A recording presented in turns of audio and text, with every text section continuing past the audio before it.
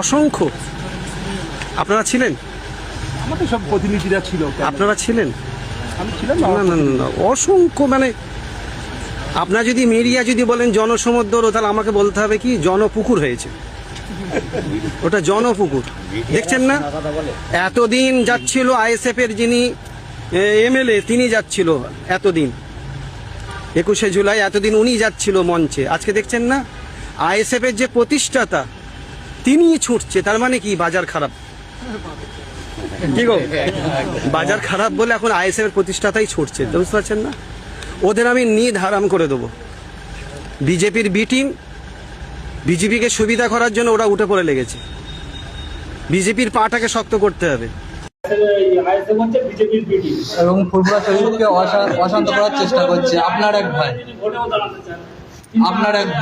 তিনি এখন শাসক দলের একটা পদে আছে। দেখ, আমি পরিবারের বিষয়ে বেশি কথা বলা পছন্দ করিনি, তবে এত বড় যখন ইলজাম দিচ্ছে, আমার ওই ভাইকে বলবো আপনি জনগণের কাছে মৃত্যু হচ্ছেন, একটু বুঝে বুঝে কথা বলেন। মমতার ডোজ খেয়ে, মমতার টনিক খেয়ে আপনার সন্তানও বড় হচ্ছে, হুজুর হবে। তাহলে আপনার সন্তানকে যেন জনগণ না বলে চিটিং বাজের ছেলে।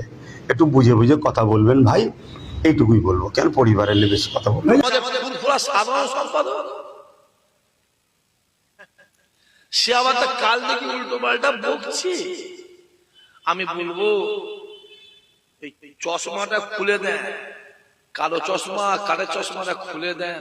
পীরের আওলাদ মানুষ সম্মান করে না করে না? কথা বলে মানুষ সম্মান করে, এমন কোনো কথা না বলে যাতে নিজেও অসম্মান আর ফ্যামিলির অসম্মান।